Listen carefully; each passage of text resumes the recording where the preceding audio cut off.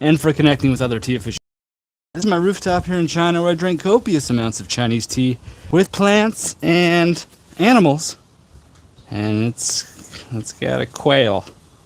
Okay, yeah, who's that?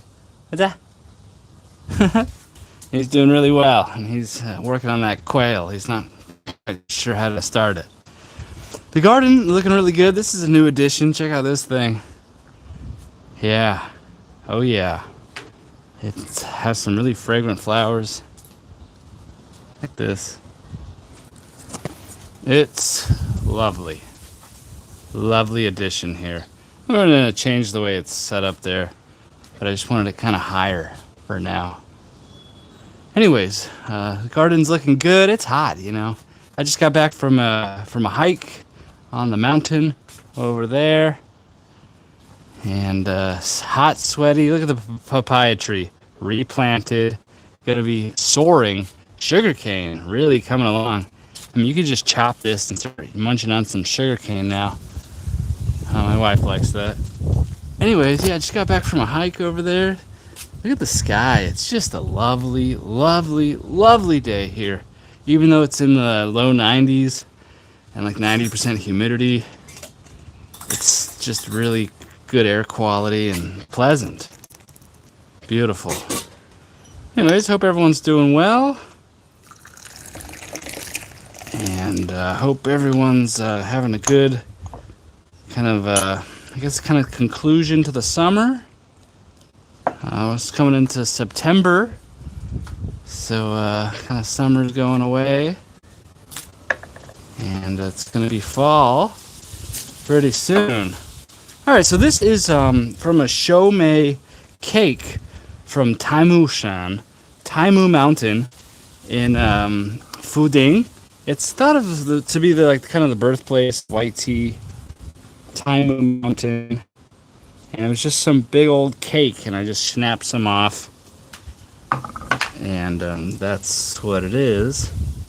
Age, I'm not really sure. That's a mold. Is that a bug or a feature? I don't know. I'm drinking it. Yeah, I'm not sure about the age of these cakes. I have a couple of these. But they are delicious, nice and sweet. Not quite as sweet as that 2012 delicious Shou Mei that went into the tea club, to the summer tea club. But it's a great cake. You know, Shou Mei, it's hard to have a bad Shou Mei. I've never really had a Shou Mei I hated. But yeah, this one is nice and sweet, and from Taimu, kind of a noteworthy origin. There on Taimu Mountain in Fuding, not Timu. This is Taimu, and look at the sky, just beautiful, beautiful, beautiful. It's that Chinese flag over there. Still not sure what goes on in that building over there. I don't think I'm supposed to know. Anyways, yeah, so the garden's looking really good. It's hot, it's humid, but having a good time. Drinking this tea, let me get into it. Brought this little porcelain tulip cup. Oh yeah, that's nice. Still, you know, just kind of getting started here, so you know, we're not getting the full blast, but so far it's really nice. A little bit like lemony, but mostly kind of more like just like sweet. A little bit of vanilla flavors. Yeah, it's nice. It is nice. Anyways, yeah, so this is my rooftop. This cat's really not sure what to do with that quail, but I'm sure he'll figure it out if he gets hungry enough. I'm just now transitioning my cat and my dogs to kind of a raw food diet. Get them off that kibble. And just the processed food industry for animals is really messed up. You know, all the vet schools are like controlled by the processed food industry. It's just, you know, these conspiracies I got going, but Like, dogs and cats are supposed to eat animals, not grains. Anyways, that's a tale for another time. But a really beautiful sky, really beautiful. Love this new little tree here. So cool. Love this beautiful pot. I'm not quite sure what it says on it, but I think it's Chinese.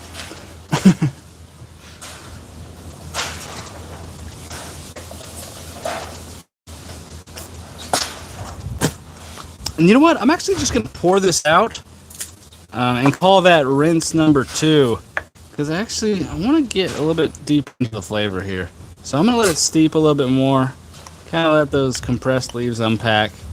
And, you know, what I just did, pouring out some tea, might offend some people. But sometimes I do that for various reasons. But yeah, I hope everyone's doing well out there. Let me know, where are you watching from? I'm in China. This is Shenzhen, southern China, just across the border from Hong Kong. And a piece of metal's flapping around up there. It's kind of windy. But, yeah, where are you watching from? Let me know in the comments. Where are you watching from? This is Shenzhen, just across the border from Hong Kong. And the cheap side, as I like to call it, because boy, you cross that border and your purchasing power plummets. Let me tell you, here in Shenzhen, you can live pretty well on, you know, $1,000 a month, $1,500 a month. In Hong Kong, you better have $5,000 a month. That's just the way it is. Some things will never be the same. That's just the way it is. Oh yeah. Whoops, slipped into a Tupac song there. Sorry about that. Guess I'm showing my age. Anyways, that is looking more like it. Look at that color. That's what we want from our aged Shou Mei. Ah, there it is. Just like coming back to an old friend. Delightful. Absolutely delightful. What's going on over here? What's going on? I like to, you know, do some surveillance in my community. Just to, you know, you never know when they're coming for you. I'm just kidding. I am just kidding. Strictly on the up and up in all my endeavors. Man, I love Shou Mei. I love Shou Mei. I'm not afraid to say it.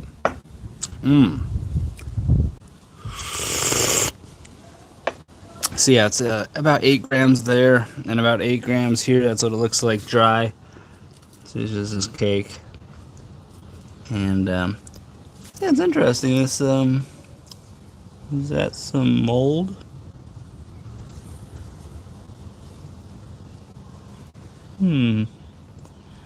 Might ask somebody about that. Tastes good to me. Nah, I'm always hyper vigilant about quality of leaves through my, HEPA filtration and humidity control. So yeah, I'm gonna take a picture of that and send it to a couple tea producers and see what they say about that. Who's that? Who's that? We don't have to look at that quail. Who's that? He just shakes his tail every time I say his name. Who's that?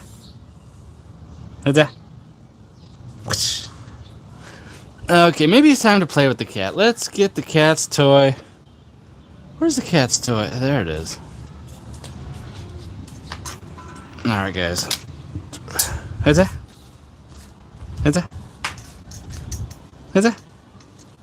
I overfed him. Not raw food, but like cat food, packaged like processed cat food the other day. And I think I fed him too much. Okay, he's going back to the quail. He doesn't want to play. Sorry, guys. He doesn't want to play right now. That's okay. We'll let it be his choice. let that cat operate very independently. Liberty is what that cat is chasing, and who am I to get in the way? Anyways, yeah, these roses, they're like perennial. I mean, it's just constantly coming. They've been coming for months. These ones too. They just don't quit. They just don't quit. But yeah, the garden is looking, it's looking good. Dense. I mean, it's just grown and changed so much over the past spring and now summer. But yeah, this is delicious Shou Mei white tea.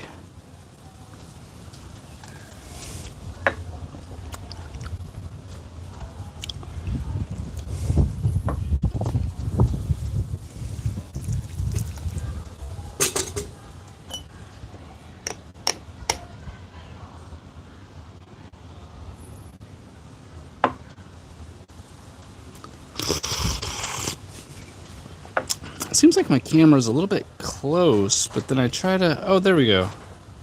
Yeah, I think I like to use this wide kind of fisheye lens a little bit better. Wide angle. It's not a fisheye, a wide angle. Is that the same thing? I'm not really sure. I think we used to call it a wide angle lens a fisheye. Not sure.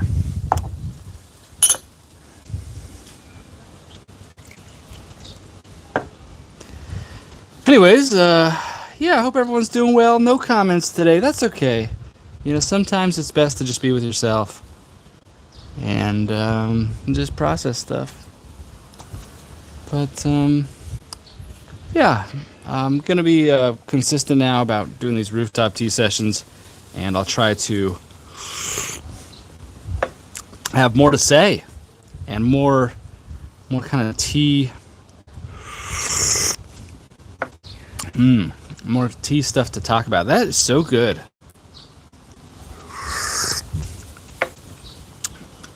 It's so savory. It's like some brothy soup. Like it tastes kind of like salty, but it's not. It's just fascinating. I love this little tulip cup.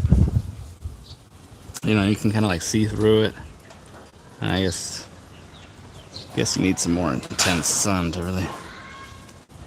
Yeah, like so there you can kind of see through it. Like that is, I think that's a mark of like a high quality porcelain. It's not quite like a bone china or anything, but this is nice. Yeah, I like this little. It's like a little tulip shot glass, little porcelain shot glass. And it's really nice for tasting, and it's got the depth to it, so you can really get your snout in there, and pick up some aromas. But yeah, this is my Tea Connection Live. This is my rooftop, and I've just got my first kind of review of the Summer Tea Club. Someone messaged me on Instagram, and really positive, really positive. Oh my gosh, how do you get so much value into this box? And I know, over delivering. That's what the first couple of years of the Tea Club are going to be all about. And then in year 3, I really stick it to them. I'm just kidding. Anyways, look at the cat. Super relaxed, beautiful, golden eyes. Who's that? Shahul? Okay. Alright, so this is a tea channel. We're not just playing with our cats up here. We are drinking tea. And, yeah, if you ever get a chance, guys, go to Taimu. I probably need to go back there soon, get some video. Taimu, it's like a little national park. It's like a prized little mountain, but they still grow tea on it.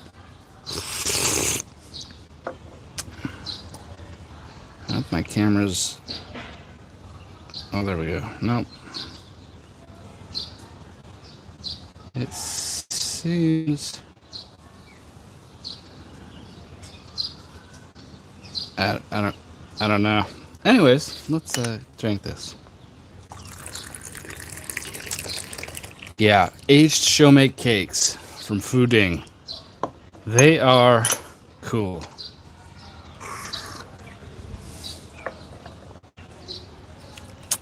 Really nice. So yeah, I killed off another fast. I started eating. This is day 3 of eating again. So I did a little six day, not 7. Was it 7? Let me look at my calendar. I think yeah, it was 7 days. It was. I always count that last day, even though that's the day I start eating again. It just makes me feel better. Let's see. Bup, bup, bup. Yeah, so that was okay. We ate only chicken, and we were so hungry during that eating time. Then we went strict carnivore, eating fatty red meat. Okay, here we are. Yeah, so we just wrapped that up. I didn't quite get to 86, but I was so ready to eat. So yeah, 7 days. So slightly less than 7 full days. And so I started eating again on the 27th. 9-1, Monday, we're going to do another cut, and we're going down to 83. And I find this so much better than just trying to starve yourself a little bit every day for months. I like to either eat in like a, feast and famine. I think that's like evolutionarily, ancestrally accurate.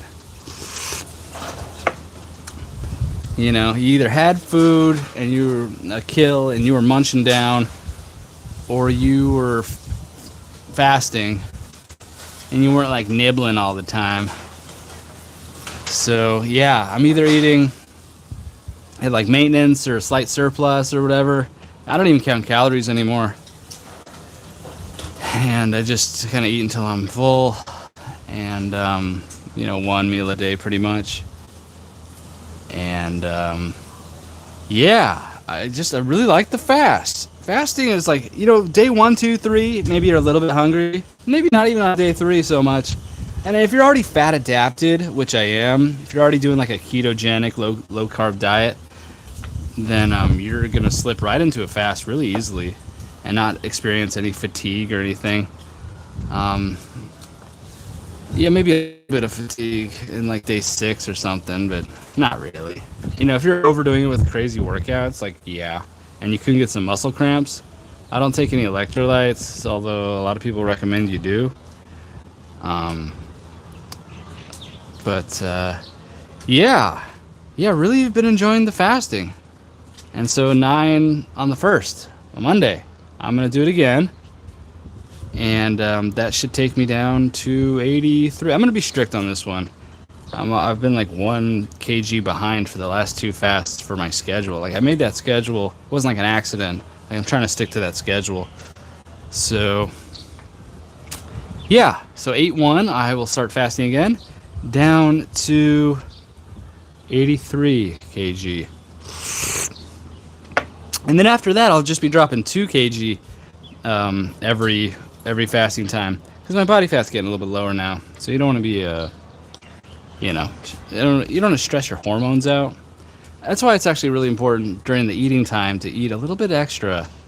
Let your body know that there's plenty of food here now. We've found food again. Otherwise, your hormones can get a little wonky. And yeah, but if you do it right and you're like, eating well during your eating time, and then just like a nice clean fast. Yeah, and if you're fat adapted, it's really easy to fast. But this is not a nutrition channel. But yeah, I've been really like the past month, I've just been kind of nerding out on like low carb diets and stuff. And I've been watching all these people on YouTube. Like, there's this channel, Low Carb Down Under, and they have like these annual conferences with a lot of speakers and stuff. And yeah, it's like Dr. Gary Fettke. I've been watching Dr. Jason Fung for fasting, Dr. Ken Berry, Dr. Sean Baker, Dr. Anthony Chafee. Yeah, just, Dr. Paul Saladino. Just like all these people. and doctors that are kind of going against the guidelines. Going against the guidelines. Screw you, ADA. Not the American with Disabilities Act, the American Diabetes Association. Those assholes. And the American Heart Association. Like, people think these are consumer advocacy groups, but they're not. They like try to, you'll see like a box of Cheerios, and they'll have say like heart healthy on it, with like an American cardiac, what is it? The American Heart Association logo on it. Like, that's not good for your heart at all. But yeah, they're not like they're an interest group for cardiologists who pay them each year.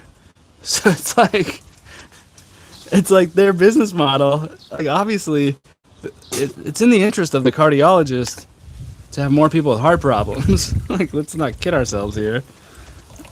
So yeah, just all sorts of conflicts. Just the whole nutritional space is like deeply conflicted with like pharma and processed food companies, like funding all the studies at the medical schools. Like, it's all just completely conflicted. Almost all nutritional science is complete garbage. I heard a study, like I heard a statistic that like Coca-Cola spends 10 times as much on nutritional research as like the NHS in the UK. Like, it's just like, and they're just like cranking out. These processed food companies are just cranking out studies. It's like, the consumer is like deliberately just totally confused because there's studies on both sides of everything. But if you have to kind of take a like big step back. Hey, Velocus, like that wooden tea table. Thank you. Yeah, it's this nice stump. Came with my apartment. I think it used to be like a cutting board for chopping stuff. But this little one's cool too. Thank you. Yeah, the table's cool. Thank you. Yeah. Yeah, I'm not sure. Look, it has a little, thanks for stopping by the way. It has a little thing you can like set up a little grill there in the middle. I've never done that though. But yeah, like all nutritional science and studies, a lot of it is just trash, and the consumer is just like hopeless. Like, there's so much conflicting data out there, and like there's studies on every side of every issue. And so you have to really just step way back and be like, okay, what did people eat 100,000 years ago? Because agricultural revolution started like 10,000 years ago. So that's really new. Like, this constant availability. Like, we're not supposed to have fruits like available all the time. That was something that would have been available right before winter, and you could like eat a bunch and then like pack on some fat because it's like all fructose, which jacks up your insulin, increases fat storage. So that would have been beneficial going into a winter. So yeah, there's just like, I like to just look at like first principles, like, okay, so we're humans and we haven't changed, meaningfully in like, hundreds of thousands of years. So what were we eating like hundreds of thousands of years ago? And we have pretty good stuff about that. Anthropology.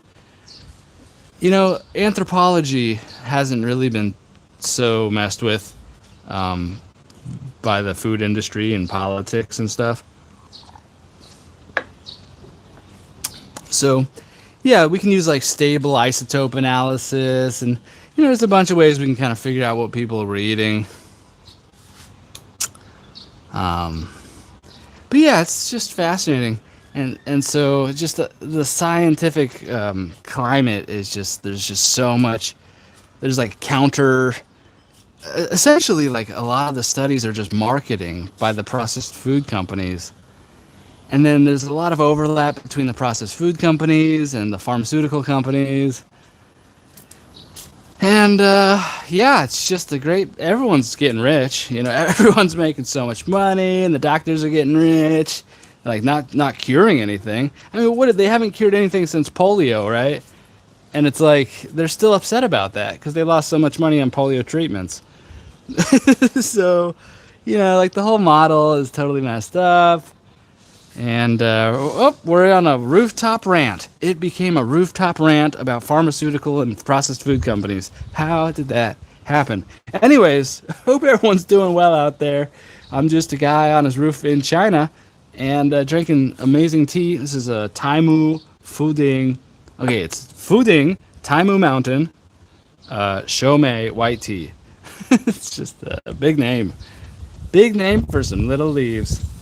They're not that little. They're from a cake. I snapped off some.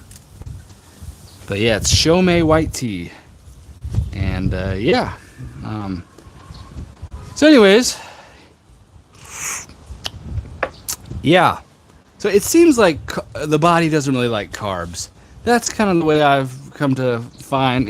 Dr. Gary Fettke talks about this stuff a lot. The body works really hard to get carbs out of the... Okay, when carbs come in, it's fructose and glucose.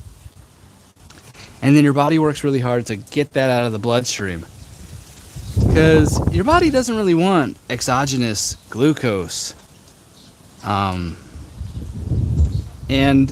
yeah, like in bodybuilding communities and stuff, it might suggest that there's some anabolic properties to insulin. And so by having some carbs, there's some... benefits for muscle protein synthesis and stuff. But in general, the body works hard to get that glucose out of the blood, and that's what insulin is for. And so people that are eating carbs like every day, all the time, they always have this elevated insulin, and it's called hyperinsulinemia. Essentially, you just have elevated insulin all the time. And it's looking more and more like, heart disease, hypertension, Alzheimer's, cancer, all this stuff, gout, arthritis. It all seems to be metabolic in nature. And more specifically, like mitochondrial dysfunction. And so, if you start looking at all these chronic diseases, these diseases of the West, diseases of modernity, if you look at them all as just as really just symptoms of metabolic dysfunction, and specifically mitochondrial dysfunction, it starts kind of painting an interesting picture. There's almost no record of what is it called? A heart attack, infarction, myocardial infarction. Yeah, there's no record of that before like 1820 or some stuff. Like don't quote me on this. But it's not hard to figure out if someone had a heart attack. Like there's permanent changes in the heart, scarring, or like a whole part of the heart will be like blown out. So there's physical evidence that a heart attack took place. And so all the cadavers of like the past 500 years, like a heart attack is a new thing. It's a new thing. And some people would say like, oh, we're living longer. We're not really living that much longer. And look at the founding fathers. These people are all born in like the 1800s, and they all lived to like their 80s. So that's an interesting thing. But yeah, it seems like modern chronic diseases are just metabolic problems. And yeah, I would probably argue, although I'm not a doctor, and actually I dropped out of high school, I would probably argue that, yeah, like a low carb or zero carb diet is probably ideal. A ketogenic diet. And I know keto diets have actually become pretty popular. And actually, like, I guess in Australia, even the diabetes people in Australia, like the official guidelines for treatment, recommend a therapeutic low, what they call like a therapeutic ketogenic diet. And so it's actually gaining some traction, even in mainstream medical spheres, that low carb can really help even reverse a lot of these metabolic conditions. Because we're just dying. Everyone's just dying. Everyone's sick and fat. And boy, I've been there. Yeah, I gained like 50 pounds eating garbage and a little bit of depression sprinkled in. But, you know, it could be argued that probably the depression was from the eating garbage. So I was pretty messed up during COVID when I got forced out of... Basically, I got like trapped outside of China, away from my wife and dogs, my life. And anyways, I went to Thailand, lived there for a while. Then I lived in Vietnam for a while, did some soul searching. Then I went back to America. I was really on like the last plane out of Nam during COVID, when COVID hit. So I went back to America and then just proceeded to feel sorry for myself. Anyways, a man without a mission can be pretty lost.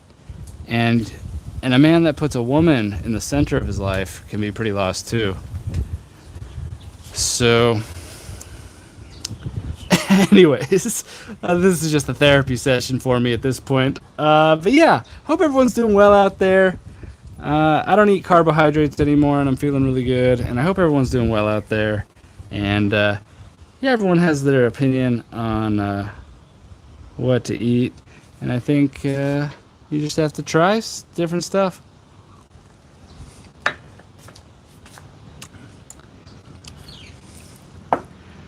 But yeah, I hope everyone's doing well.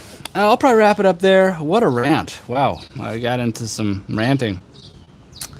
But yes, this is the tea channel. You're still at the right channel. This is about tea.